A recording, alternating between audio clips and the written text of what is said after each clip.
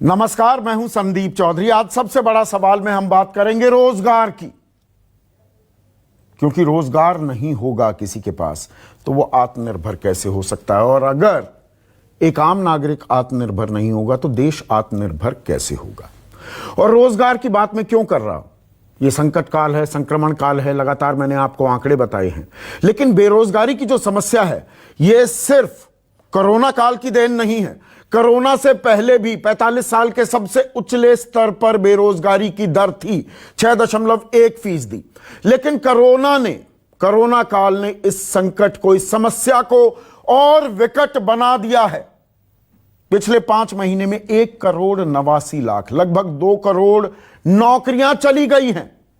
मैं salaried class, पक्की नौकरी की बात कर रहा हूं, दिहाड़ी मजदूरों की बात नहीं। दिहाड़ी मजदूरों की तो दिहाड़ी पर ऐसी लात लगी थी कोरोना की, 14 करोड़ बेरोजगार हो गए थे, उनमें से 9 करोड़ को फिर से रोजगार मिल गया।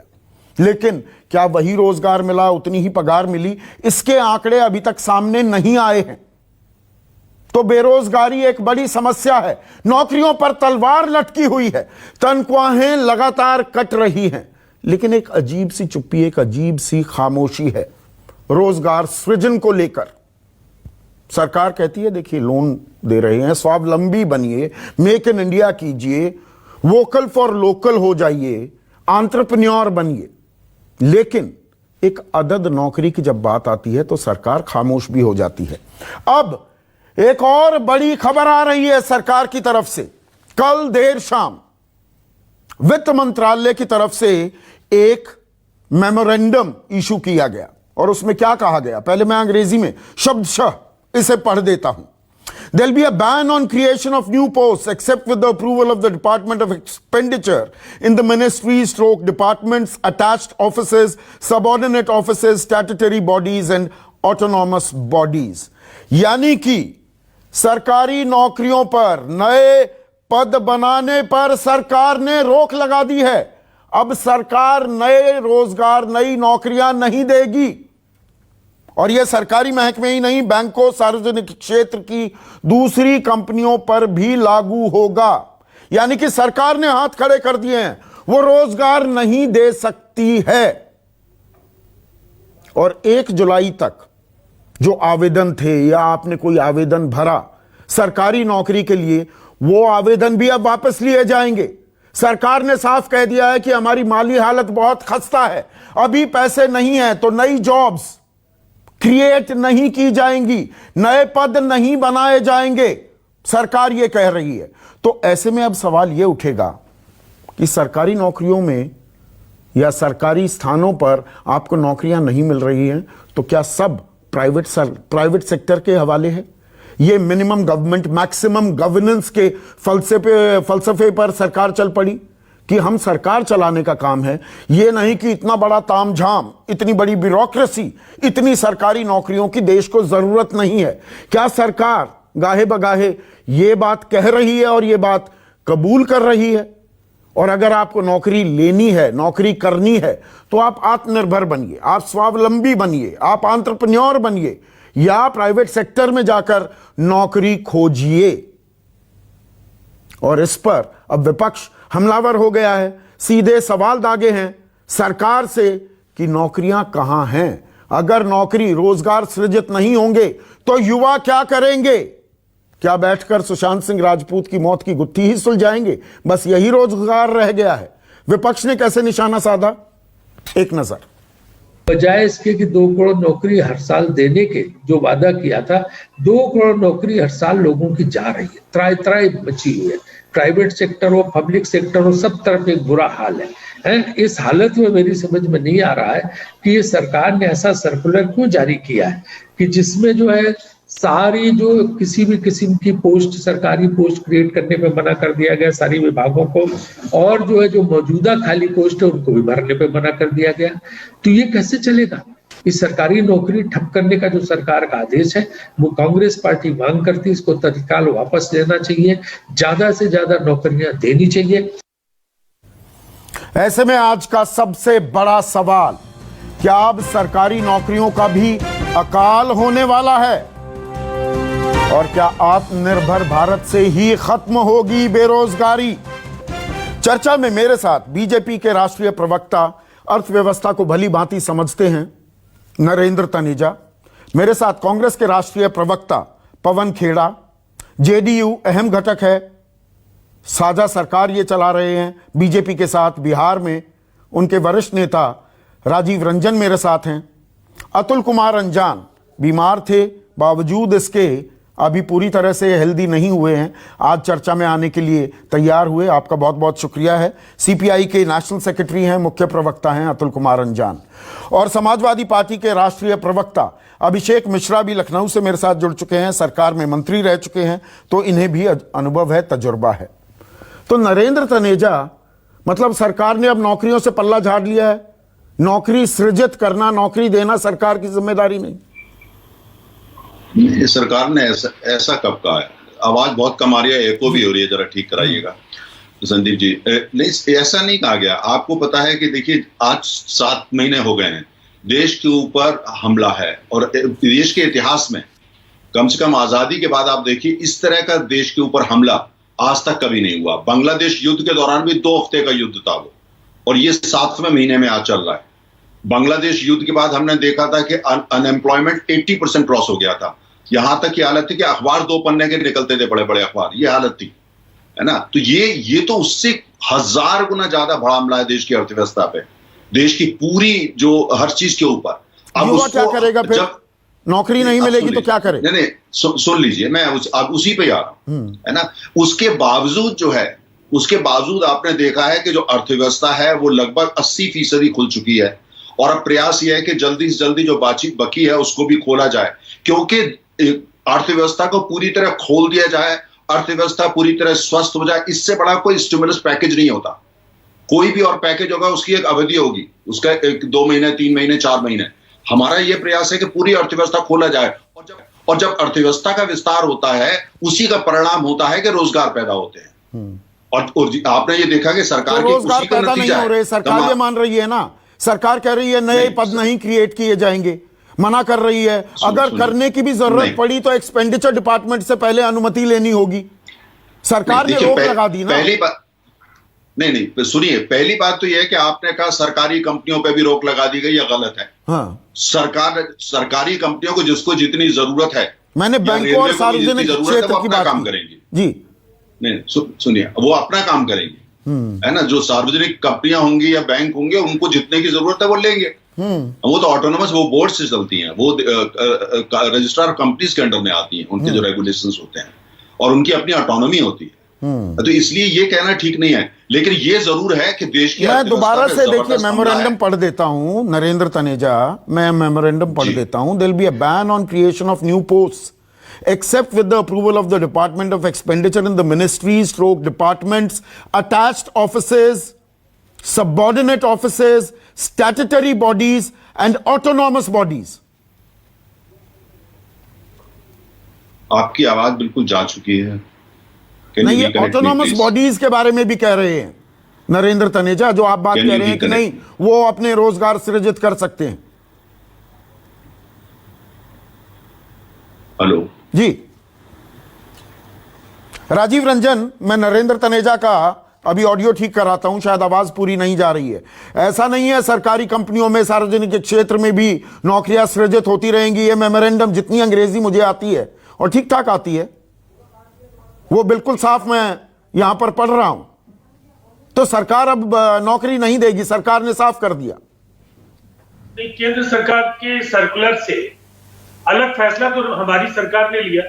हमारी सरकार में नौकरियां दी जा रही है बाजाप्ता। मैं आपकी सरकार की बात नहीं कर रहा हूं। आप डिफेंसिव क्यों हो रहे हैं? आप बीजेपी के मामले में इतने डिफेंसिव पे, इतने बैकफुट पे क्यों चले जाते हैं? केंद्र सरकार का फैसला सही है। मेरा सवाल केंद्र सरकार से है अभी।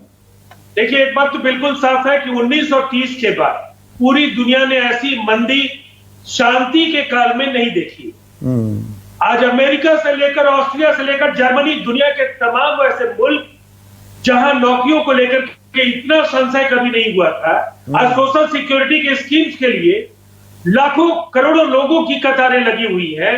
अमेरिका में अनएम्प्लॉयमेंट अलाउंस से लेकर के, ब्रिटेन में सोशल सिक्योरिटी के स्कीम्स, और ऑस्ट्रिया से लेकर यूरोप के ज्यादातर मुल्कों में नौकरियां जा रही हैं और लोग अनएम्प्लॉयमेंट। इसीलिए मैंने शुरुआत में राजीव रंजन ये कहा, यह सिर्फ कोरोना काल की बात नहीं है। कोरोना काल से पहले 6.1% बेरोजगारी दर थी, 45 साल के उछले स्तर पर। 45 साल पहले ही हमने बेरोजगारी की दर को आंकना शुरू किया था। देखिए वो रोजगार सृजित कहाँ हो रहे हैं? वो 2 करोड़ रोजगार हर साल बनने थे, 12 करोड़ रोजगार बन गए 6 साल में। एक बात तो बिल्कुल साफ है कि सरकारी नौकरियों की संख्या इसलिए भी कम हुई है कि पिछले 30 वर्षों में आउटसोर्सिंग के जरिए लोगों को ज्यादा नौकरियां मिल रही। आउटसोर्सिंग मतलब सरकार की जिम्मेदारी नहीं है। मुझे ये मत समझाइए, मुझे सिंपल सवाल का जवाब दीजिए ना राजीव रंजन। सरकार की जिम्मेदारी नहीं है रोजगार मुहैया कराना? निश्चित ये तो बैन लगा दिया ना। लेकिन अगर आप 8 कोर सेक्टर्स में नेगेटिव बढ़त आप दर्ज कर रहे हैं, वैसी स्थिति में अर्थव्यवस्था पर उसका असर पड़ेगा। और जब वैश्विक परिप्रेक्ष्य में देखेंगे तो पूरी दुनिया के हालात बहुत अच्छे नहीं। चाइना में मैं वो मानता हूं, आप कोरोना काल में ही क्यों अटके हुए हैं? मुझे पुराने आंकड़े बता दीजिए ना। जब सरपट दौड़ रही थी हमारी अर्थव्यवस्था 7-8% पर, कितने रोजगार सृजित किए गए? आंकड़ा आज तक सरकार ने बताया? देखिए अब तो वो जब रिपोर्ट ही सार्वजनिक नहीं हुआ। हाँ तो वो क्यों नहीं हुआ? क्यों नहीं हुआ? क्यों नहीं बताते? 2 करोड़ रोजगार का नारा जुमला था क्या? देखिए वो सरकार के जो प्रवक्ता होंगे वो बताएंगे कि आधिकारिक तौर पर इसकी वजह क्या थी।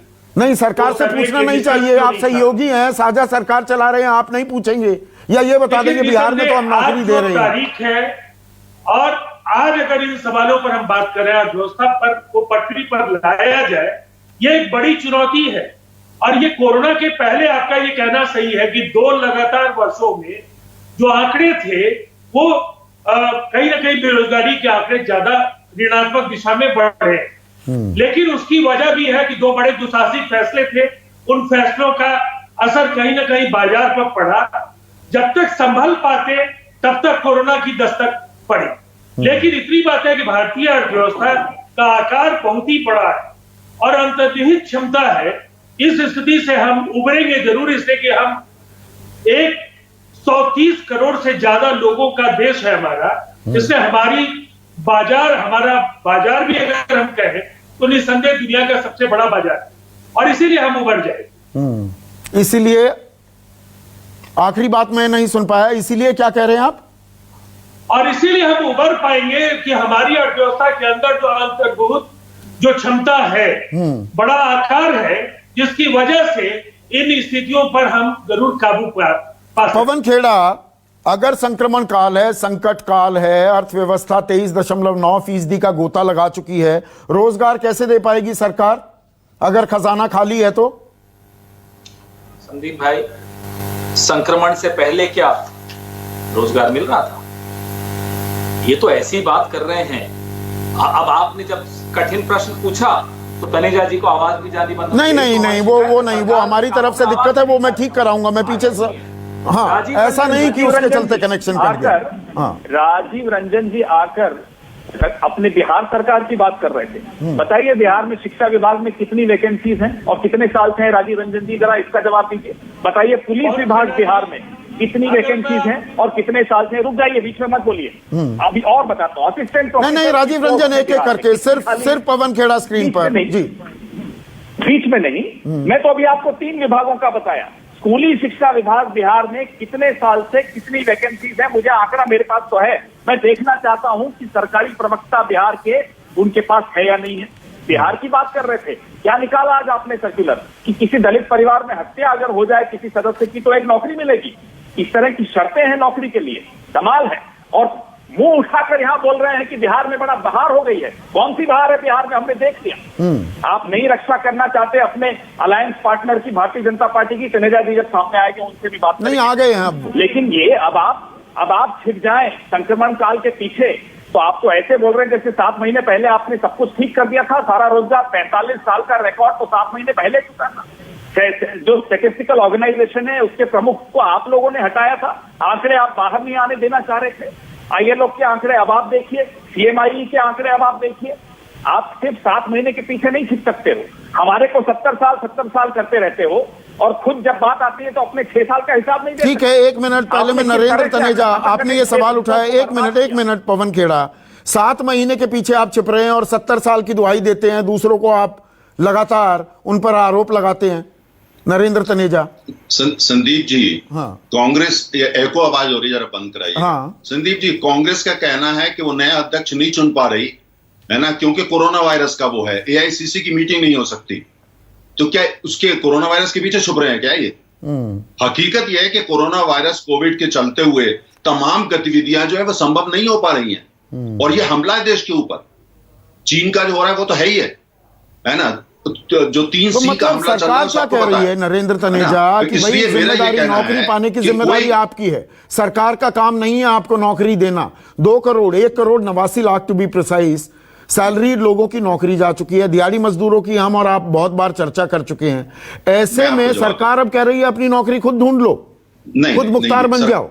नहीं, देखिए, जो आप जो है खुद इनिशिएटिव ले, एंटरप्रेन्योर बने, हम इस बात को मानते हैं। हम कम्युनिस्ट पार्टी नहीं है, ना हम कांग्रेस पार्टी है जो ये कहे कि सरकार माए बाप है, सब सरकार करेगी, आपको कुछ करने की जरूरत, घर बैठ जाइए, हम सब कुछ करेंगे आपके लिए। हमारी ये सोच नहीं है। हमारा मानना है कि उद्यमी बनना ये देश की बहुत बड़ी सेवा होती है। सरकारी नौकरी भी होनी चाहिए, लेकिन उद्यमी बनना चाहिए, एंटरप्रेन्योरशिप होनी चाहिए, हम उसको प्रमोट करते हैं। हमारी बहुत परिवार ऐसे, मेरे परिवार में आज तक किसी ने कोई कारोबार नहीं किया, नौकरी की है या खेती की है। आप भी उसी ग्रामीण अंचल से आते हैं। देखिए संदीप जी, देखिए, अगर इसका मतलब ये नहीं है कि हम कभी ना करें। अगर हमने इतनी सारी, हमारी बड़ी जनसंख्या है और हमारा पोटेंशियल है, हमने अगर उसको आगे टैप करना है, डॉक्टर मनमोहन सिंह तो यही बोलते थे कि भाई उद्यमी बनिए। कांग्रेस की सोच अलग हो सकती है और हम कहते तो बुराई है, डॉक्टर मनमोहन सिंह कहते तो बहुत अच्छी बात थी, नरसिम्हा राव जी भी कहते थे। प्रश्न ये नहीं है, प्रश्न मुझे याद आता है 2015 में प्रधानमंत्री मोदी एक बिजनेस चेंबर का कॉन्क्लेव था, उसे एड्रेस कर रहे थे। क्या बोला था प्रधानमंत्री मोदी ने 2015 में, जरा वो सुन लेते हैं, पहले सुनवाइए। has to result in jobs. बाकी सब बातें हैं। Reform, economic growth, progress, all are empty words if they do not translate into jobs. Reform, economic progress, विकास की बातें हैं, ये कोरी खाली बातें हैं, एम्प्टी वर्ड्स हैं अगर नौकरी नहीं मिलती। ये प्रधानमंत्री मोदी ने कहा था 2015 में। आज सरकार कह रही है नौकरी खुद ढूंढो। ये वक्तव्य कहां दिया, उसको प्ले करिए। हाँ। जहां सरकार ने ये कहा है कि वो, देखिए, सरकार का काम होता है, उन्होंने कहा ये रिफॉर्म की बातें, विकास की बातें बेमानी है अगर रोजगार नहीं मिलता है तो। बिल्कुल सही बात है। अर्थव्यवस्था का रिफॉर्म्स करने का मतलब है अर्थव्यवस्था का विस्तार हो। अर्थव्यवस्था का विस्तार होगा। संदीप जी, आपने नया चैनल खोला, आप रोजगार देंगे ना लोगों को? आपने नए लोगों, अपने चैनल का विस्तार किया, आप रोजगार देंगे ना लोगों को? तो सरकार क्यों नहीं दे रही है? यही आप तो सवाल रोजगार है। देंगे ना? तो रिफॉर्म से क्या होता है, यही मतलब है। सरकार का काम है ऐसी नीतियां लेकर के आना जिससे नीतियों से जो है विस्तार हो अर्थव्यवस्था का। जब विस्तार होगा रोजगार पैदा होगा और सरकार भी ज्यादा लोगों को लेगी। तो वो कब हो जाएंगे वो रिफॉर्म्स अपने मुकम्मल अंजाम तक कब पहुंचेंगे कि रोजगार मिल जाएगा, नौकरी मिल जाएगी? मैं उसी का जवाब आपको दे रहा हूं संदीप जी। वो आपने कहा कि कब हो जाएगा, वो ही हो रहा है, वो लगातार उस बात का हो रहा है। लेकिन जो पिछले 6-7 महीने की जो हालात हैं देश की, अच्छी बात यह है कि देखिए कुछ लोग ना माने, लेकिन आपके श्रोता, आपके दर्शक ये जानते हैं। मैं एक मिनट, एक बड़ी खबर आ रही है, एक मिनट, बड़ी खबर है ये। एक क्लैरिफिकेशन आई है मिनिस्ट्री ऑफ फाइनेंस से, और क्लैरिफिकेशन क्या है? देयर इज नो रिस्ट्रिक्शन और ban on filling up of posts in government of India. Normal recruitments through government agencies like Staff Selection Commission, UPSC, Railway Recruitment Board, etc. will continue as usual without any curbs. यानी कि रोक नहीं है। अब यह सरकार clarify कर रही है। The department of expenditure circular dated 4 September 2020, जिसका मैं जिक्र कर रहा था, deals with internal procedure for creation of posts and does not in any way affect और curtail recruitment। कि ये अंदरूनी प्रक्रिया है, उसके बारे में कहा गया है। नए जॉब्स क्रिएट करने को लेकर कोई बंदिश, कोई पाबंदी नहीं है। पवन खेड़ा, सरकार कह रही है ये तो इंटरनल प्रक्रिया थी। कोई रोक नहीं है। मुझे बताइए, क्या वो सर्कुलर, ये सर्कुलर क्या वापस कर लिया है, जिसमें बड़ा स्पष्ट है, संदीप चौधरी जी आपने भी पढ़ के बताया, सरकार बहुत कंफ्यूज्ड है। कंफ्यूज क्यों है? क्योंकि इनकी प्राथमिकताएं कभी भी ऐसी नहीं रही। अब आप बताइए, जब पीयूष गोयल आकर कहते हैं कि नौकरी जाना अच्छी बात है क्योंकि वो उद्यमी बनेंगे, अभी नरेंद्र तनेजा जी भी कह रहे हैं उद्यमी बनेगा, कि साहब बैंकों में गए हो आप, कभी लोन लेकर लेने की कोशिश की है पिछले 4-5 साल में? जवाब क्या मिलता है सुना है आपने? क्या आपके मुद्रा लोन की स्थिति हुई है वो देखा है आपने? क्या स्टार्टअप कोलैप्स कर गए हैं वो देखा है आपने? बड़े बड़े नारे दे देते हैं आकर, नहीं, सरकार कह रही है कि कोई रोक नहीं लगाई है, कोई पाबंदी नहीं है। तो ये सर्कुलर विड्रॉ कर रहे हैं या नहीं? नरेंद्र तनेजा जी हैं, आकर बता दें कि ये सर्कुलर विड्रॉ हो गया, तो ये बहस यहीं समाप्त हो जाएगी। आइए फिर से सुशांत सिंह पर चर्चा कर लेते हैं कि रिया जो है वो कब नहीं, वो हम नहीं करते हैं, चर्चा करते हैं। नहीं, हम करने को तैयार है। तनेजा जी शायद उसी के लिए आना चाहते होंगे चर्चा में। ये सर्कुलर अगर आप तनेजा जी विड्रॉ करते हैं तो आज चलिए हम भी सुशांत सिंह पर ही चर्चा करने को तैयार आज सरकारों के कामकाज से वाकिफ है नरेंद्र तनेजा, तो ये जो मेमोरेंडम था, ये सर्कुलर था, आज क्लैरिफिकेशन, सर्कुलर विड्रॉ कर लिया 4 सितंबर वाला, कल वाला सरकार ने, ये मान लिया जाए। देखिए संदीप, अगर उसमें लेकर के कुछ लोगों ने उसका मिस इंटरप्रिटेशन किया है, उसको जो बताया गया है, ये मिस इंटरप्रिटेशन जो कर रहे हैं वो गलत है। और दूसरी, हमने ये क्या उद्यमी बनो, इसका मतलब ये हमने नहीं कहा कि सरकारी नौकरी मत करो। ये पवन खेरा जी का इंटरप्रिटेशन, कांग्रेस का है, हमारा नहीं है। हमारा ये है कि जिसको सरकारी नौकरी करनी है सरकारी करे, पब्लिक सेक्टर अंडरटेकिंग करनी है उसकी करे, उद्यमी बनना है उसमें बने। कांग्रेस की वो सोच रही है कि उद्यमी मत बनो। बात पूछ रहा हूं नरेंद्र तनेजा जी, आप सरकारों के कामकाज से मुझसे बेहतर वाकिफ हैं। एक तरफ सरकार का 4 सितंबर का सर्कुलर, अब ये क्लैरिफिकेशन आ रही है कि नहीं जी कोई रोक नहीं है, 4 सितंबर को पूरी रोक है। ये कह देना कि रोक नहीं है, मैं किसकी बात मानूं? मैं आपको बता रहा हूं, देखिए मैं आपको बता रहा हूं, इस बात को लेकर के मैंने भी आपको पहले कहा, मैंने उदाहरण भी रेलवे का दिया आपको, जहां भी नौकरी जो जॉब क्रिएशन की आवश्यकता है वो चलता रहेगा, ऑनगोइंग प्रोसेस है, उस पर कोई किसी तरह की रोक नहीं है। मैंने रेलवे का आपको उदाहरण भी दिया, पब्लिक सेक्टर रेलवे से जुड़ी खबर आ रही है, अभी हम उसे पुख्ता कर रहे हैं। आपने रेलवे का उदाहरण दिया, हम उसे ट्रैक करते हैं। देखिए, हम हर चीज को गंभीरता से लेते हैं, हर पक्ष की बात रखते हैं हम यहां पर। लेकिन अतुल कुमार अंजान, मुझे यह बताइए, अब सरकार कह रही है नहीं कोई बंदिश नहीं, प्रक्रिया चलती रहेगी, कहां चलेगी कहां नहीं चलेगी, यह अधर में लटक गया है क्या सरकारी नौकरी का मामला? अब सरकार कह रही है प्रक्रिया चलती रहेगी, कहां चलेगी कहां नहीं चलेगी, यह अधर में लटक गया है क्या सरकारी नौकरी का मामला? अतुल कुमार अंजान, आपको आवाज आ रही है? देश की सरकार ने देश को इतने गहरे संकट में डाल दिया है, वैचारिक, आर्थिक, नीतिगत इसकी चर्चा क्या की जाए। अभी आप 2 सर्कुलर की चर्चा कर रहे हैं, आप 2 सर्कुलर की चर्चा कर रहे हैं। ये मुझे आपकी आवाज आ रही है, आपको मेरी आवाज आ रही है? जी जी, जारी रखिए। मेरी आवाज आ रही है आपको? जी बिल्कुल। मैं आपसे कहूं, अभी परसों नरसों पार्लियामेंट के अंदर प्रश्नकाल होगा कि नहीं होगा, इस पर लोकसभा के स्पीकर साहब आ गए कि नहीं होगा, पार्लियामेंट्री मिनिस्टर आके कह गए कि नहीं होगा, और एकदम से आप ही के कार्यक्रम में सबसे पहले न्यूज 24 में यह ऐलान हुआ कि अभी अभी सरकार का फैसला है कि नहीं प्रश्नकाल आधे घंटे करे। ये क्या है? ये मजाक है क्या? आप सरकार चला रहे हैं या दरबार चला रहे हैं या अपने मनमर्जी की काम कर रहे हैं? अभी फिर यही आपने कर दिया। 1 सितंबर 4 सितंबर का सर्कुलर, ये क्या कर क्या रहे हैं? मुझे लग रहा है पितरपक्ष का पूरा प्रभाव हो गया है। जैसे कुछ माँ बाप को बहुत तंग करते हैं और वृद्धावस्था में जाकर वृद्धा आश्रम में छोड़ आते हैं, और जब पितरपक्ष आता है तो कौओं को पूड़ी और खीर खिला करके अपने पितरों का तर्पण करते हैं। ठीक वैसे ये अर्थव्यवस्था में कर रहे हैं, नौकरी में कर रहे हैं। क्या आत्मनिर्भरता है? अगर आत्मनिर्भरता में लोगों के हाथ में रोजगार न हो, मोदी जी बड़ी विनम्रता से कहना चाहता हूं, क्या होगा? आप उदाहरण दे रहे हैं हमारे मित्र जेडीयू के राजीव रंजन जी कि दुनिया के अंदर ऐसा हुआ। कल तक तो आप वर्ल्ड बैंक और आईएमएफ की बड़ी घटनाएं बताते थे।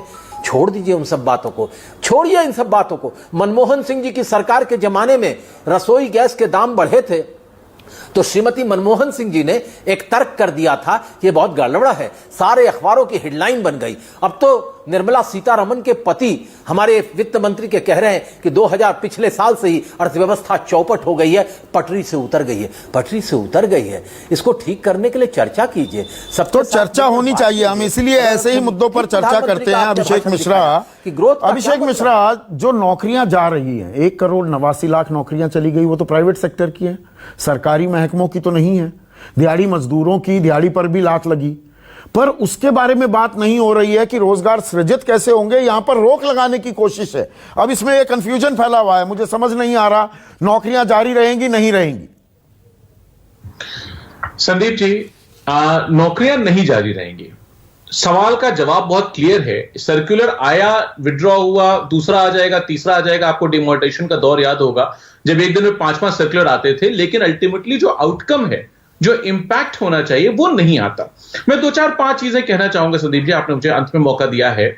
सबसे पहली बात तो जो 7 महीने की बात हो रही है, 5 महीने हुए हैं। 24 मार्च को पहली बार इस देश में लॉकडाउन लगा था और उसके बाद अभी हम 5 महीने, 5.5 महीने की तरफ बढ़ रहे हैं। 7 महीने नहीं हुए, डेटा गलत है।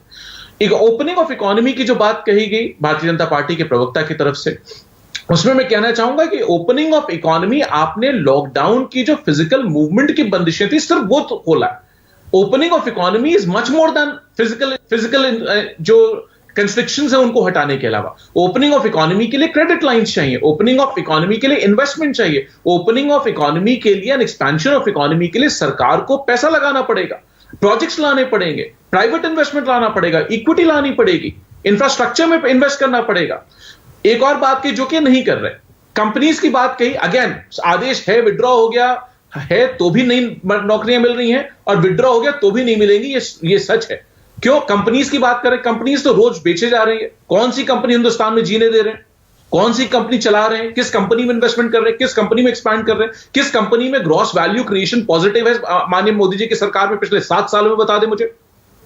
बीएसएनएल में अब दोबारा से 20-30 हजार नौकरियां कटने वाली हैं क्योंकि खर्च में कटौती की बात है। ये आज की खबर बता रहा हूं। I will take Sandeep ji, I will take 60 seconds. जितनी बातें इन्होंने कही मैं पूरी डिमोलिश कर दूंगा आपके सामने।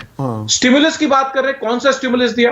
कोई फाइनेंशियल स्टिमुलस नहीं दिया। देश का अकेला, दुनिया का अकेला देश होगा जहां पे हमने फाइनेंशियल स्टिमुलस, फिस्कल स्टिमुलस, जब डिमांड डिमिनिश होती है सिर्फ फिस्कल स्टिमुलस से बढ़ती है। दुनिया में चाहे चाइना हो, चाहे अमेरिका हो, चाहे श्रीलंका हो, चाहे अफगानिस्तान हो, सबने फिस्कल स्टिमुलस पे काम किया, हमने नहीं किया। 2019 के बाद से अनएम्प्लॉयमेंट का डेटा इन्होंने रिलीज किया और अनएम्प्लॉयमेंट की जो बात करें, दुनिया में हर जगह ऐसा हो रहा है। मैं आपको सिर्फ यूएस का थोड़ा डेटा देता हूं क्योंकि इन्होंने यूएस का नाम लिया, इसलिए यूएस का दे रहा हूं। यूएस की इकोनॉमी ने 4.8 मिलियन जॉब्स क्रिएट की हैं जून में, यानी कि 48 लाख जॉब्स, जो कि हमारे टर्म्स में देखें तो हमारा ऑलमोस्ट 1:6 का उनका रेशियो, 1:5 का रेशियो, उस हिसाब से आप देखेंगे तो लगभग 2.5 करोड़ नौकरियां होती हैं। उसके सिर्फ इतना ही नहीं, उसके बाद जुलाई में उन्होंने जॉब्स की क्रिएट की लगभग जुलाई में हमारे 50% जॉब्स। एक बड़ी खबर आ रही है उसकी ओर। एक मिनट अभिषेक, बड़ी खबर आ रही है। नरेंद्र तनेजा इशारा कर रहे थे। रेलवे बोर्ड के चेयरमैन वीके यादव ने कहा है कि रेलवे 1,40,000 खाली पदों को भरने के लिए परीक्षा करवाएगा। 15 दिसंबर से 3वीं श्रेणी में भर्ती के लिए यह परीक्षा होगी। तो अब यहां पर यह कहा जा रहा है कि 1,40,000 लोगों की भर्ती के लिए यह परीक्षा होगी। पर अगर नरेंद्र तनेजा, आप यह कह रहे थे, देखिए हमने खबर पुख्ता की और खबर हम यहां पर चला रहे हैं, लेकिन कुछ आंकड़े मेरे पास यहां पर और हैं। और ये आंकड़े क्या कहते हैं? रेलवे में 2,50,410 स्थान रिक्त पड़े हुए थे। अब यह क्योंकि बवाल मच रहा है, यकायक ये घोषणाएं होने लगी। नहीं, यह बिल्कुल गलत है, बिल्कुल गलत। इससे घोषणा से इसका कोई ताल्लुक ही नहीं है। मुझे पता है कि क्या तैयारी चल रही है और अन्य कंपनी जो है उनके अंदर क्या तैयारी हमको पता है ना। तो इससे उसका कोई ताल्लुक नहीं है। लेकिन जहां तक ये बात करी गई है कि अमेरिका के अंदर 2.5 करोड़ नए जॉब पैदा हो गए, ट्रंप साहब भी सुनेंगे तो ताज्जुब हो जाएगा, है ना। उनको भी आश्चर्य होगा कि 2.5 करोड़ नए जॉब पैदा हो गए। जिनकी नौकरी चली गई थी, जिनको पैकेज दिया गया था, उनको जॉब कईयों को वापस मिल गए, लेकिन नए जॉब क्रिएट हो गए 2.5 करोड़, जहां की आबादी 34 करोड़ है। एक महीने में 2.5 करोड़ जॉब पैदा हो गए। समाजवादी कर सकती है पार्टी, दुनिया में कोई नहीं कर सकता। ट्रंप साहब तो नहीं कर सकते।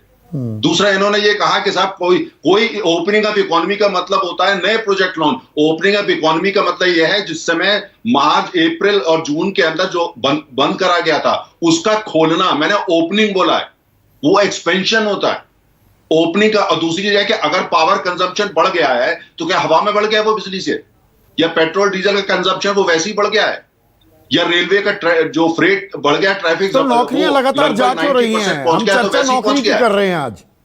नहीं सुनिए तो सही। नहीं जब वो बोल रहे थे आपने उनको तो नहीं रोका कि नौकरी की बात करिए, आपने तो उनको पूरा प्रवचन देने दिया, तो आप मुझे क्यों रोक रहे हैं? ये भी तो उन्होंने नौकरी की बात करी थी, जारी रखिए वो तो। हाँ तो ठीक है, आप जो भी कहें, लेकिन उन्होंने कहा, आपने सुना, दर्शकों को ये जरूरी है कि उन्होंने जो बोला वो सारा उसी को उन्होंने कहा मैं डिमोलिश कर दूंगा, मैं ध्वस्त कर दूंगा। उन्होंने सारे आंकड़े गलत और राजनीतिक थे।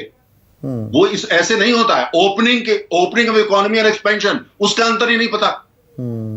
अब प्रश्न इस बात का है कि हमने कहा कि 80% इकोनॉमी ओपन हो चुकी है। जहां तक नए इन्वेस्टमेंट लाने की बात है, जहां तक नए विस्तार की बात है, उस पर भी लगातार काम चल रहा है। और इसीलिए सारी, चाहे सरकारी कंपनियां हो या प्राइवेट सेक्टर की कंपनियां, करा गया है। वरना आप मुझे बताइए संदीप जी, एक छोटा सा सवाल पूछता हूं, आप भी अर्थशास्त्र अच्छी तरह पढ़े और बड़े अच्छे कॉलेज से पढ़े हैं, मुझे आप बताइए जो ब्रॉड इंडिकेटर्स हैं, पावर के हो जाए या और चीजों के हो गए, कहां से बढ़ जाते हैं?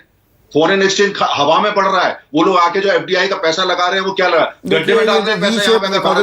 ये चर्चा दरअसल रोजगार की है। ये वी शेप रिकवरी की बात कही थी कल वित्त मंत्री ने। जो आप आंकड़े बता रहे हैं, फर्टिलाइजर को छोड़कर 8 जो कोर सेक्टर के हमारे मापदंड हैं, फर्टिलाइजर के अलावा सब गोता खा रहे हैं। मैन्युफैक्चरिंग 40% डाउन है, कंस्ट्रक्शन 50% डाउन है। मैं अब वो आंकड़े बताने लगूंगा। आज हम रोजगार की बात कर रहे हैं। मेरा सवाल रेलवे की भर्ती से था। यकायक अब ये घोषणा की गई, अभी तक तो 2.5 लाख पद खाली पड़े हुए थे रेलवे में। अब आपको यकायक याद आया 1,40,000 रोजगार। मेरी आवाज आपने बंद कर दी।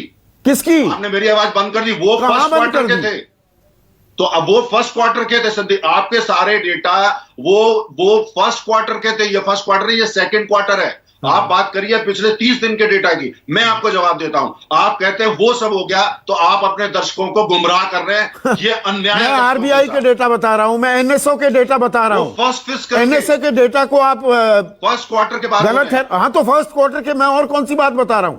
जीडीपी की बात कर रहा हूं, विकास दर की बात कर रहा हूं, तो किसकी कर रहा हूं? उस पे आप 50 डिबेट कर चुके, डिबेट हो चुकी। हमने भी कहा था फर्स्ट क्वार्टर के अंदर सब कुछ बंद हुआ था। आपने उनको ये ऐसे मत पेश करिए, वो अभी लेटेस्ट डेटा है।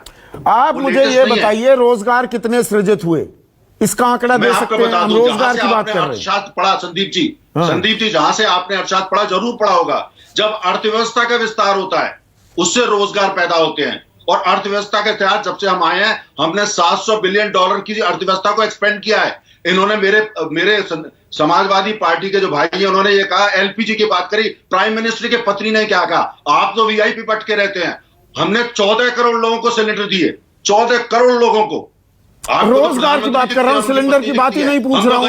उसके लिए 303 सीटें दे दी जनता ने। रोजगार कितने दिए? हमने विस्तार किया। अरे उसके बाद भी विस्तार जारी है। नहीं, देखिए आपके पास सवाल का जवाब नहीं है तो आप गोल गोल घुमाएंगे। आर्थिक गतिविधि होती है। नहीं, और मैं पूरा वक्त देता हूं, फिर आप कहते हैं कि वक्त नहीं मिलता। पवन खेड़ा, सवाल बड़ा सीधा है। अब आ रही है खबर कि दिसंबर में 1,40,000 रिक्त जो पद पड़े हैं उनके लिए परीक्षा होगी।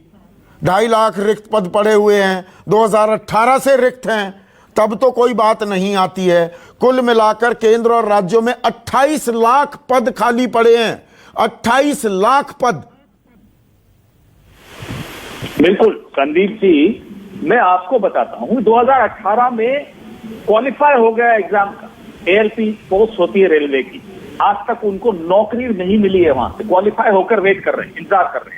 2019 के एग्जाम का एडमिट कार्ड की प्रतीक्षा कर रहे हैं। तो रेलवे आज जो कह रहा है, किसी युवा वर्ग में किसी को इन पर भरोसा नहीं है। और नरेंद्र तनेजा जी, 4 जून को संदीप चौधरी जी के शो में आपने आकर क्या बोला था, मैं आपको याद दिलाता हूं संदीप जी, आपको तो याद होगा कि अमेजॉन $2 बिलियन एयरटेल में लगा चुका है। मैंने इनका झूठ तब भी पकड़ा, आज फिर एक नया झूठ लेकर आए हैं कि पावर कंजम्पशन बढ़ गया है, 7% कम हुआ है।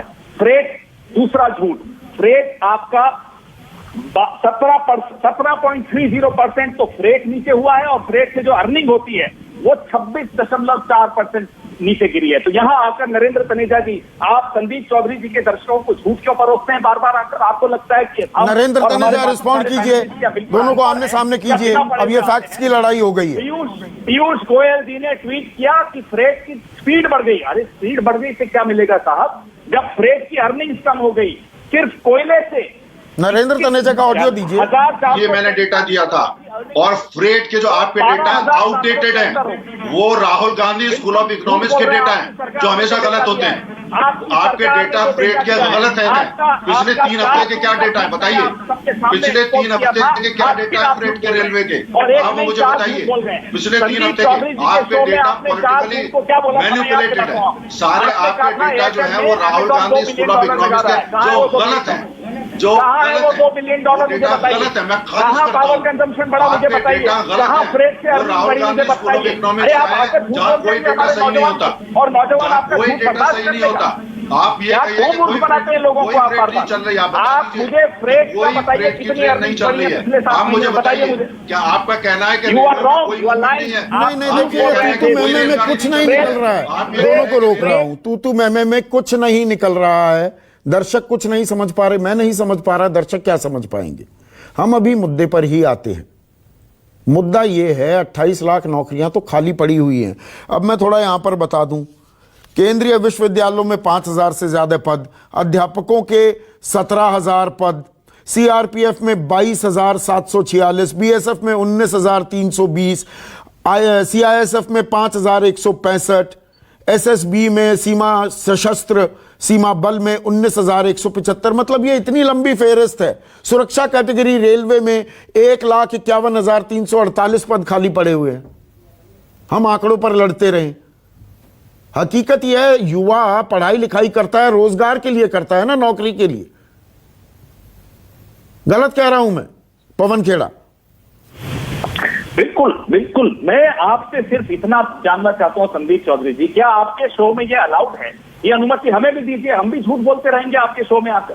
ये नरेंद्र तनेजा जी हर बार, मैं तो आपको दूसरा अनुभव बता रहा हूँ, 4 जून को आपके शो पर यहाँ बैठकर, अगर आपको नहीं याद हो रिकॉर्डिंग, नहीं ये गलत, जल्दी भी ये गलत बात है। अमेज़न 2 बिलियन का इन्वेस्टमेंट कर रहे हैं, और आप झूठ बोल रहे हैं कि पावर कंजम्पशन बढ़ गई है और फ्रेट में बढ़ गई है अर्निंग, और फ्रेट में अर्निंग भी घटी है, फ्रेट में वेटेज भी घटा है। आरोप लगाना, कोयले का बोलना, आंकड़ा दे रहा हूँ, इसकी बात आप इजाजत दे रहे हैं। फ्रेट के वो आंकड़े दे रहे हैं, आप आंकड़े बता दीजिए। 1 मिनट, नरेंद्र तनेजा स्क्रीन पर वो फ्रेट के आंकड़ों को पकड़ रहे हैं, वो आप कह रहे हैं कि फ्रेट बढ़ा है। स्ट्रेटजी होती है। नहीं आप बताइए ना, आप फिगर बता दीजिए। मैं करना ही नहीं चाहता ये तू मैं शो में, तो मैं भी कर रहा हूं, मैं मजबूर हूं करने पे। ये सिर्फ झूठ बोलते हैं। पवन खेरा सिर्फ आकर जो आंकड़े देते हैं वो झूठे होते हैं। रेट बढ़ा है वो कह रहे हैं नहीं बढ़ा, पावर कंजम्पशन आप कह रहे हैं बढ़ी है, वो कह रहे हैं नहीं बढ़ा। वो आंकड़े बता रहे हैं, आप आंकड़े बता दीजिए कितनी बढ़ी है पावर कंजम्पशन। मैं बता रहा हूं आंकड़े, मैं आपको आंकड़े दे रहा हूं, आप मुझे बोलने का मौका दीजिए। हाँ देखिए, जो ये इन्होंने कहा, जो डेटा आकर के दे रहे हैं, इन्होंने कहा, मैंने कहा अमेज़न ने लगा दिया है। आप रिकॉर्ड पावर कितनी बड़ी कंजम्पशन, छोड़िए अब अमेज़न को, आप झूठा साबित पॉइंट पर रहते हैं ना नरेंद्र तनेजा। पावर कंजम्पशन कितनी बड़ी, फ्रेट कितना बड़ा, इन्होंने उसको ट्विस्ट कर दिया, इन्होंने ट्विस्ट कर दिया, क्योंकि ये झूठ बोलने में पीएचडी है। देखिए, अगर अरे मैं झूठ सच सामने बता दीजिए ना, पार के आंकड़े कितने, पार कंजम्पशन कितनी बड़ी। मैं आपको नहीं, मैं आपको आंकड़े ही दे रहा हूं, आप थोड़ा तसल्ली रखिए। देखिए, जो फ्रेट का मूवमेंट है, रेलवे फ्रेट मूवमेंट जो है पिछले 3 हफ्ते के अंदर, उसके अंदर 80% की बढ़ोतरी है। कहां से, कहां के आंकड़े हैं? रेलवे फ्रेट मूवमेंट के अंदर, कहां के आंकड़े? फ्रेट मूवमेंट के अंदर मैं आपको बता रहा हूं। अच्छा, ठीक उसी तरीके से जो रोड ट्रैफिक है, जो राज्यों ने जहां रोक नहीं, ये आंकड़े कहां से कोट कर रहे हैं? मैं आपका सोर्स पूछ रहा हूं। अच्छा, जब पवन खेड़ा बोलते हैं तो आप कहते हैं ये मैं सोर्स पूछ रहा हूं। अरे अब इसमें भी दिक्कत हो गई, सोर्स भी नहीं पूछूं। भगवान बोलता है, कांग्रेस बोलती है तो भगवान बोलता है, बीजेपी बोले तो मैं ये कांग्रेस नहीं, अगर आप सोर्स नहीं बता सकते तो रहने दीजिए, छोड़िए। मैं यहां पर अभी, अब मैं रोजगार की बात कर रहा हूं। राजीव रंजन, देखिए, जब रोजगार की बात होती है, एक मिनट नरेंद्र तनेजा, जब रोजगार की बात होती है तो स्किल डेवलपमेंट की भी बात होती है। अब स्किल डेवलपमेंट, कौशल विकास को लेकर बड़े तामझाम से बातें की गई थी कि युवाओं का स्किल डेवलपमेंट होगा तो उनको नौकरी मिल जाएगी। प्रधानमंत्री ने इस बारे में भी कहा था 5 साल पहले वो बयान सुनवाता हूं, फिर आपसे मैं सवाल पूछता हूं। बयान चलाइए। सिर्फ एजुकेशन हो और स्किल ना हो तो रोजगार मिलने में मुश्किल होती है। और इसलिए हम स्किल बढ़ाने पर फोकस करते हुए आगे बढ़ रहे हैं। युवाओं को एजुकेशन के साथ ही स्किल की ट्रेनिंग मिले, इसका ध्यान रखा जा रहा है। स्किल इंडिया मिशन के तहत लाखों नौजवानों को ट्रेनिंग दी जा चुकी है। तो ये 5 साल पहले की बात है राजीव रंजन। 68 लाख युवाओं को उनका कौशल विकास किया गया, स्किल डेवलपमेंट की गई। नौकरी पता है कितने की लगी? आपको पता ही होगा या मैं बता दूं आंकड़ा? 15 लाख को 23%। 100 लोगों का कौशल विकास हुआ, उसमें से 23 की नौकरी लगी। और अब चुप्पी। अब वो कहां स्किल डेवलपमेंट है? अगर मैं बहुतेरे लोगों से पूछ लूं कि देश का स्किल डेवलपमेंट मंत्री कौन है, तो शायद नहीं बता पाएंगे। गलत तो नहीं कह रहा? मुझे अनुमति दीजिए जी। पहले मैं अभिषेक मिश्रा जी ने जो चीजें कही, आप ऑथेंटिक कुछ बातें सुनना चाहते थे, तो मैं एक केवल इंफॉर्मेशन आपके सामने साझा करना चाहूंगा। At JP Morgan Chase and company, economist predict their measure of unemployment in developed markets will jump by 2.7 percentage points by the middle of this year, having started this year around its lowest in 4 decades. While there will be some healing as economies recover, they will still predict elevated unemployment of 4.6 in the US and 8.3% in the euro area by the end of 2021. Abhishek Mishra ji, कहां से करोड़ों रोजगार American economy में? अरे America को छोड़िए ना, America को मारिए गोली, देश की बात बताइए। कौशल विकास 68 लाख का हुआ, 15 लाख की नौकरी लगी।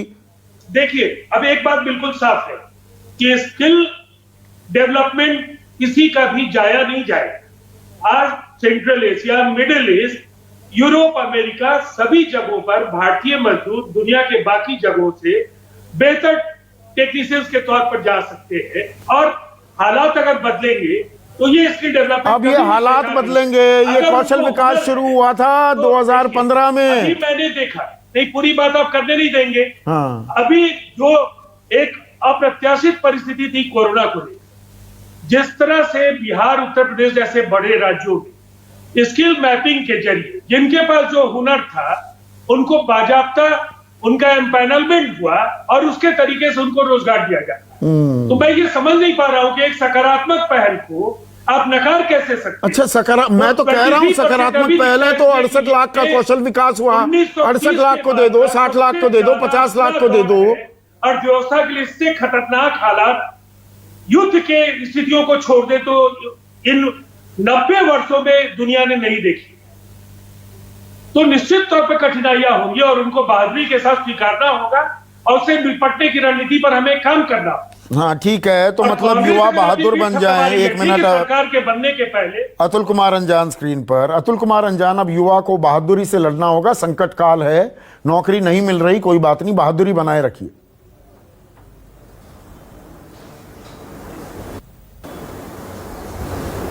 देखिए संदीप चौधरी, मैंने आपको 2 बात कही कि किस तरीके से ये जनता पार्टी का कार्यालय है, झूठ कार्यालय है। क्या सोच बताएंगे? मैं एक बात पूछ रहा हूं आपसे और आपके माध्यम से दर्शकों से। देश में प्रधानमंत्री कह रहे आपदा अवसर है।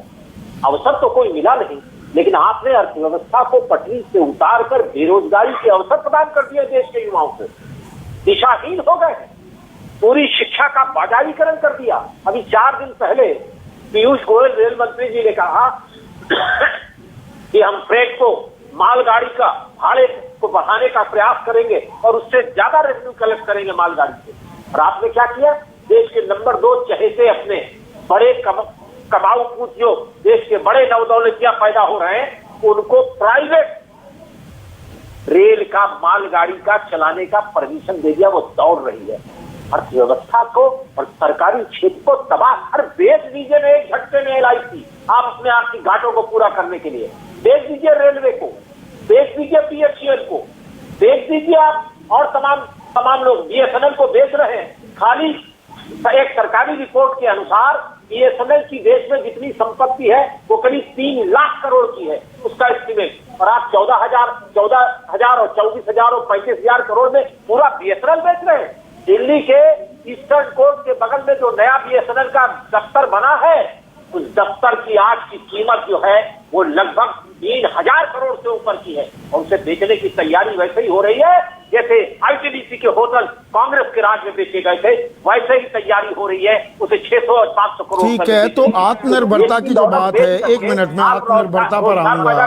अभिषेक मिश्रा, आत्मनिर्भरता की बात हो रही है, आत्मनिर्भरता के मायने ये नौकरी अपनी खुद ढूंढ लो।